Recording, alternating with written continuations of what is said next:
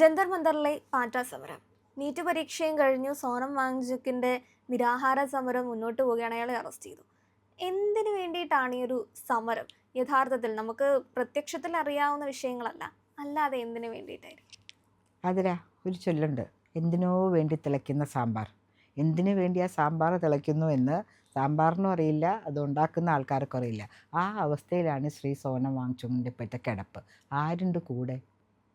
ഇങ്ങോട്ടേക്ക് വന്നിറങ്ങി പാറ്റുകളെ കൂടെ ആക്രമിച്ച് ഇന്ത്യ മഹാരാജ്യത്തെ ഭസ്മീകരിക്കുമെന്നൊക്കെയുള്ളൊരു ചിന്തയാണ് ഇവിടെ ഉണ്ടാക്കിക്കൊണ്ടിരുന്നത്.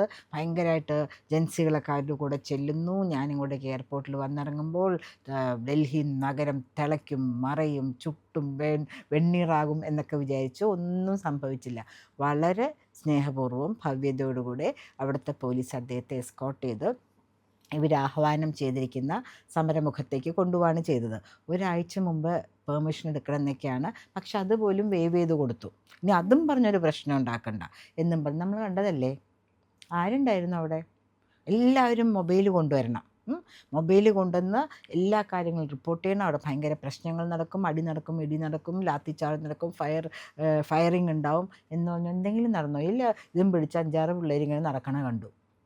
നമ്മളുടെ രാജ്യത്തെ ഏറ്റവും വലിയ പ്രതിപക്ഷ കക്ഷി കോൺഗ്രസ് ആണല്ലോ. അതിൻ്റെ എന്തെങ്കിലും സപ്പോർട്ട് കണ്ടോ? പ്രതിപക്ഷ നേതാവ് കണ്ടോ? പ്രതിപക്ഷ നേതാവ് ശ്രീ രാഹുൽ ഗാന്ധി എവിടെയാണെന്ന് ഇപ്പോഴും അറിഞ്ഞൂടാ. ഇപ്പോഴും അബ്സ്കോണ്ടിങ് ആണ്. ഈ രാജ്യത്ത് തന്നെ ഉണ്ടോ പുറത്ത് പോയെന്ന് ഇപ്പോൾ നമ്മൾ സംസാരിക്കുന്ന സമയത്ത് നമുക്കറിയില്ല.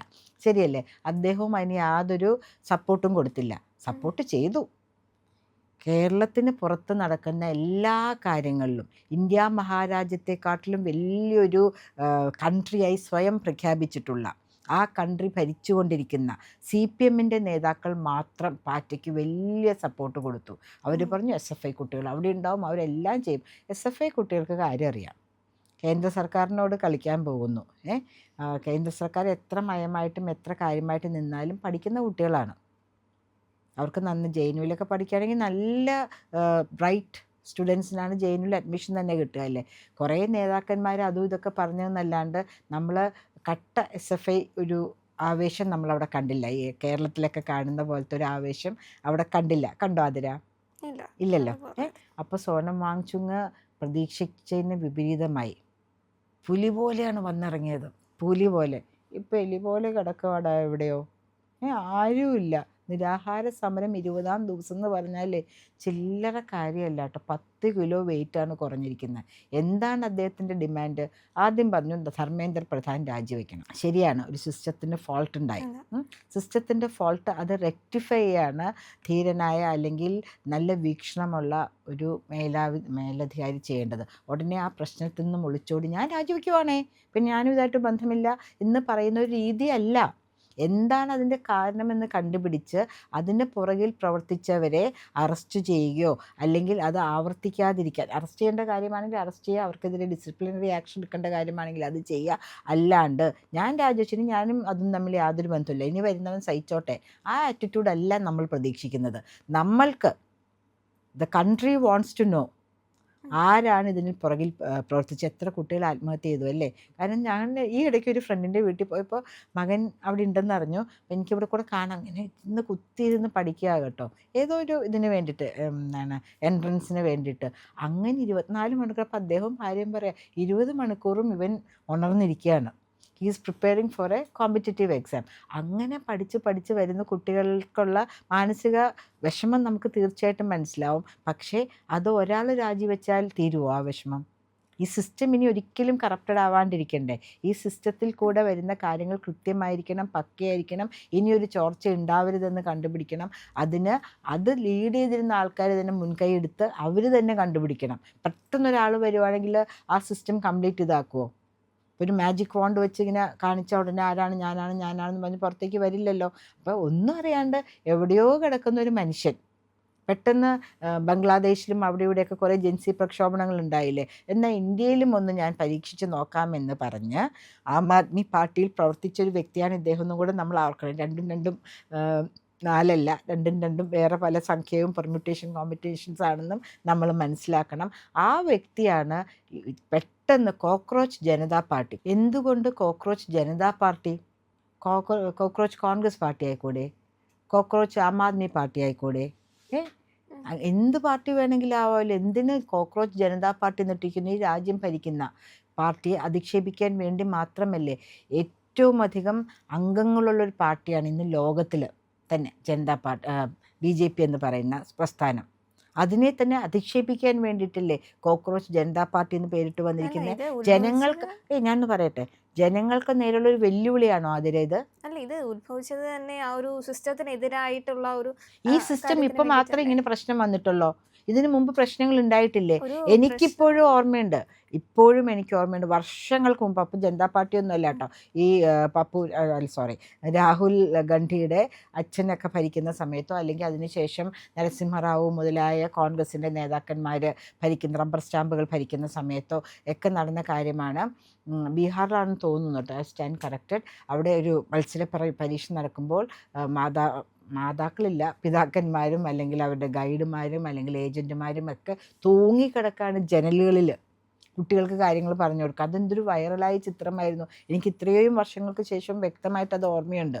കൃത്യമായ ഓർമ്മയില്ല, പക്ഷേ ആ ചിത്രം എൻ്റെ മനസ്സിൽ നിന്ന് പോയിട്ടില്ല. ഏത് സ്ഥലത്താണെന്നുള്ളത് വ്യക്തമായി എനിക്ക് ഓർമ്മ കിട്ടുന്നില്ല. പക്ഷേ ഇപ്പോഴും എൻ്റെ മനസ്സിൽ ആ ചിത്രമുണ്ട്. കാരണം അച്ഛനമ്മമാർ അത് കാണിക്കുന്നത് ഇങ്ങനെയും നമുക്കതിനെ വ്യാഖ്യാനിക്കാം. കുട്ടികളുടെ ഭാവിയിൽ എന്തുമാത്രം ഉത്കണ്ഠാകുലരാണ് അച്ഛനമ്മമാർ. പ്രത്യേകിച്ചും മെഡിസിൻ, എൻജിനീയറിങ്, മെഡിസിനാണ് കൂടുതൽ സീറ്റുകൾ കുറവായത് കാരണം കുറച്ചും കൂടെ അഭിമാനം, പ്രത്യേകിച്ചും ഉത്തരേന്ത്യയിലും കേരളത്തിലൊക്കെ ആണെങ്കിൽ പോലും എൻ്റെ മകൻ അല്ലെങ്കിൽ മകൾ ഡോക്ടറാണെന്ന് പറയുന്നതാണ് ഒരു വലിയ അഭിമാന പ്രശ്നം. IAS കിട്ടുന്നത് പോലെ തന്നെ IAS പിന്നെയാണല്ലോ കിട്ടുക. എത്രയോ പഠിച്ചു പോയി കഴിഞ്ഞ ഒരു ഹൗസ് ഏജൻസിയൊക്കെ കഴിയുന്ന സമയത്താണ് IASൻ്റെ പരീക്ഷ ഇവർക്ക് എഴുതാൻ പറ്റുക. അപ്പോൾ അങ്ങനെയുള്ള സാഹചര്യത്തിൽ ഈ സിസ്റ്റം അവിടെ തന്നെ ഉണ്ടായിരുന്നു. സിസ്റ്റത്തിൽ പല തരത്തിലെ പ്രശ്നങ്ങളുണ്ടായിരുന്നു. ഇപ്പോൾ ഏറ്റവും വലിയ പാർട്ടി, ലോകത്തിലെ തന്നെ പാർട്ടി ഭരിക്കുന്ന സമയത്ത് ഇങ്ങനെ ഒരു കുശുമ്പ് ആയിട്ട് വരണമെങ്കിൽ ഇതിന് പുറകിൽ അജണ്ട വേറെ എന്താണ്? എന്തോ അതിൽ പറയാൻ ശ്രമിച്ചപ്പോഴാണ് ഞാൻ താങ്കളെ സ്റ്റോപ്പ് ചെയ്തത്. അല്ല, ഒരു പ്രശ്നം പൊതുവെ രൂപപ്പെടുമ്പോഴാണല്ലോ അതിനെതിരെ പ്രതിഷേധങ്ങളൊക്കെ ഉണ്ടാകുന്നത്. ഇപ്പോൾ ഒരു രാജ്യത്ത് ഒരു പാർട്ടി ഭരിച്ചുകൊണ്ടിരിക്കുകയാണ്. അപ്പോൾ അതിൽ ഏറ്റവും കൂടുതൽ അതിൽ ഒപ്പോസ് ചെയ്യേണ്ടത്, ശക്തമായിട്ട് നിൽക്കേണ്ടതും പ്രതിപക്ഷ പാർട്ടിയായിരിക്കും. തീർച്ചയായിട്ടും. പക്ഷെ ആ പ്രതിപക്ഷ പാർട്ടി അത്രത്തോളം സംസാരിക്കാതിരിക്കുക അല്ലെങ്കിൽ ഇടപെടാതിരിക്കുമ്പോഴാണ് പുതിയ ഒരു അല്ലെങ്കിൽ പുതിയൊരു പ്രക്ഷോഭങ്ങൾക്ക്, പ്രതിഷേധങ്ങൾക്കൊക്കെ വഴിവെക്കുന്നത്. ഇവിടെ ഇപ്പോൾ രാഹുൽ ഗാന്ധി ഇവരെ സപ്പോർട്ട് ചെയ്യുന്നില്ല എന്ന് പറയുന്നില്ലേ? രാഹുൽ ഗാന്ധി സപ്പോർട്ട് ചെയ്ത് കഴിഞ്ഞാൽ പിന്നെ ഇവിടെ പ്രതിപക്ഷ പാർട്ടിയുടെ ആവശ്യമില്ലല്ലോ. അവരുടെ കഴിവുകേട് കൊണ്ടാണല്ലോ മറ്റൊരു ജനതകൾക്ക് അവിടെ സംസാരിക്കേണ്ടി വരുന്നത്, അല്ലെങ്കിൽ അവിടെ നിരാഹാര സമരത്തിൽ കിടക്കേണ്ടി വരുന്നത്. അല്ലാതെ ഇവർ ഇപ്പോൾ അപ്പോസിഷൻ ഓഫ് പാർട്ടി നല്ലതാണെങ്കിൽ ഇതിൻ്റെ ആവശ്യം വരുന്നില്ലല്ലോ. ആതിര, ഇത്രയും കൊല്ലം നമുക്ക് ഇൻഡിപെൻഡൻസ് കിട്ടിയതിന് ശേഷം ഇത്രയും വർഷങ്ങൾ ആരാണ് ഭരിച്ചത്? കോൺഗ്രസ്. അപ്പം എല്ലാം സുവർണ്ണ കാലഘട്ടമായിരുന്നു ഭാരതത്തിൻ്റെ? അല്ല എന്നാണ് ഞാൻ മനസ്സിലാക്കുന്നത്. പല കാര്യങ്ങളും നമുക്ക് നഷ്ടപ്പെടുവാൻ, നമ്മളുടെ ബൗണ്ടറീസ് പോലും മാറ്റി എഴുതുവാനും നമ്മളുടെ സഹോദരങ്ങളായ ആത്മാഭിമാനമുള്ള ഫൗജി, അതായത് എന്താണ് ആർമി, നേവി, എയർഫോഴ്സിലുള്ള ഉദ്യോഗസ്ഥന്മാരെ നഷ്ടപ്പെടുവാനൊക്കെയുള്ള കാര്യങ്ങൾ ഇവരുണ്ടാക്കിയിട്ടുണ്ട്. അപ്പോൾ പലതും നമ്മൾ പണ്ടോറാസ് ബോക്സ് എന്ന് പറയും. അതിങ്ങനെ ഒളിപ്പിച്ച ഒരു ഗ്രീക്ക് ഇതാണ്. അതിൻ്റെ ഉള്ളിൽ പല കാര്യങ്ങളുണ്ട്. ആ ബോക്സ് തുറന്നാൽ പലതും ചാടി പുറത്തേക്ക് വരും.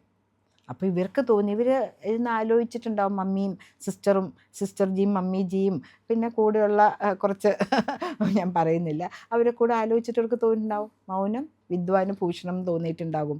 അപ്പോൾ അതുകൊണ്ട് ഞാൻ തന്നെ ഇവിടെ നിന്ന് പോയേക്കാം. കോക്രോച്ചിൻ്റെ സോണം കിടക്കണ സമയത്ത് ഞാൻ ഇവിടെ ഉണ്ടെങ്കിലല്ലേ അവിടെ പോകേണ്ട ആവശ്യമുള്ളൂ. ഞാനല്ല കേട്ടോ, രാഹുൽ ഗാന്ധി പോകേണ്ട ആവശ്യമുള്ളൂ. ഇപ്പോൾ എവിടെയാണെന്ന് പോലും ആർക്കും അറിയില്ല. അപ്പോൾ പിന്നെ ഉത്തരം പറയേണ്ട ആവശ്യമില്ലല്ലോ, അൺറീച്ചബിളാണ്. നമുക്ക് മൊബൈൽ ചിലപ്പോൾ വരില്ലേ, this mobile is switched off അല്ലെങ്കിൽ അൺറീച്ചബിൾ എന്നും പറഞ്ഞ്, ട്രൈ അഗെയിൻ എന്നും പറഞ്ഞ്, ആ അവസ്ഥയിലാണ്. അതിൽ നമ്മളുടെ കാര്യത്തിലേക്ക് വരികയാണെങ്കിൽ കോക്രോച്ച് ജനതാ പാർട്ടിക്ക് ഫോക്കസ് ഇല്ലാണ്ടുണ്ടായതാണ്. കുട്ടികളെല്ലാം ഇതിൻ്റെ കൂടെ ഉണ്ടാവുമെന്ന് വിചാരിച്ചു. പക്ഷേ നീറ്റ് പരീക്ഷയിൽ പോലും മനസ്സ് തകർന്നിരിക്കുന്ന കുട്ടികളോ അവരുടെ പേരൻസോ അതിലേക്ക് ഏറ്റുപിടിച്ചില്ല. കാരണം അവർക്ക് ഇപ്പോൾ രാജ്യം ഭരിക്കുന്ന സർക്കാരിൽ വിശ്വാസമാണ് ഞാൻ കാണാൻ ആഗ്രഹിക്കുന്നത്, അല്ലേ? ഇതിപ്പോൾ വരുന്ന ഈ ഇന്നലത്തെ മഴയ്ക്ക് കുതിർത്ത ഈ തകരകളോടൊപ്പം ചേരുവാണെങ്കിൽ എന്താവും സ്വന്തം ഭാവി എന്ന് കുട്ടികൾക്ക് അറിയില്ല, അല്ലേ? മറ്റേതൊരു സിസ്റ്റമുണ്ട്. സിസ്റ്റം ഒരു പ്രാവശ്യം കറപ്റ്റായി എന്ന് പറഞ്ഞാൽ അതിനർത്ഥം എപ്പോഴും അത് കറപ്റ്റഡ് ആവുന്നില്ല. ഒരു പ്രാവശ്യം ഒരു കാർ ആക്സിഡൻറ്റ് ഉണ്ടായി എന്ന് പറഞ്ഞാൽ ഞാൻ കാർ ഓടിക്കാണ്ടിരിക്കുന്നുണ്ടോ? ഇല്ലേ? U correct it. എന്താണ് എൻ്റെ കയ്യിൽ നിന്ന് മിസ്റ്റേക്ക് എന്ന് ഞാൻ നോക്കിയിട്ട് അത് നമ്മൾ മുന്നോട്ട് കൊണ്ടുപോകും. അല്ലെങ്കിൽ ഒരു ട്രെയിൻ ആക്സിഡൻ്റ് ആയതുകൊണ്ട് ട്രെയിനിൽ കയറാണ്ടിരിക്കുന്നുണ്ടോ ആൾക്കാർ? അല്ലേ? ഒരു ഫ്ലൈറ്റ് ആക്സിഡൻ്റ് ഉണ്ടായി, വളരെ റെയറായിട്ടുണ്ടാകുന്ന കാര്യമാണ്.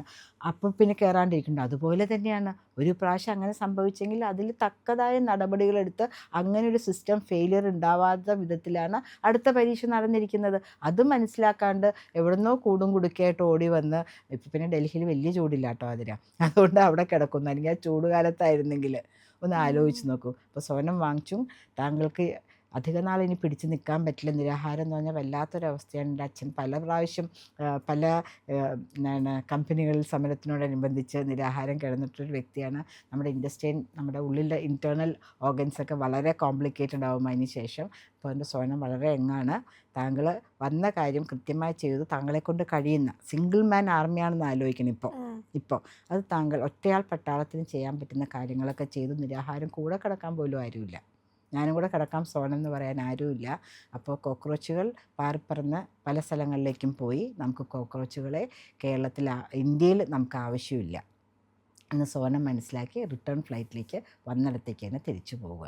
ഇവിടുത്തെ സിസ്റ്റം നോക്കാനും കാര്യങ്ങളൊക്കെ കൃത്യമായി ചെയ്യാനും ജനങ്ങൾ തിരഞ്ഞെടുത്ത ഒരു സർക്കാർ ഇവിടെയുണ്ട്. പ്രിയപ്പെട്ടവരെ, ഇന്ത്യ ലൈവ് ഇനിയും സബ്സ്ക്രൈബ് ചെയ്തിട്ടില്ല എങ്കിൽ ഇന്ന് തന്നെ അത് ചെയ്യണേ.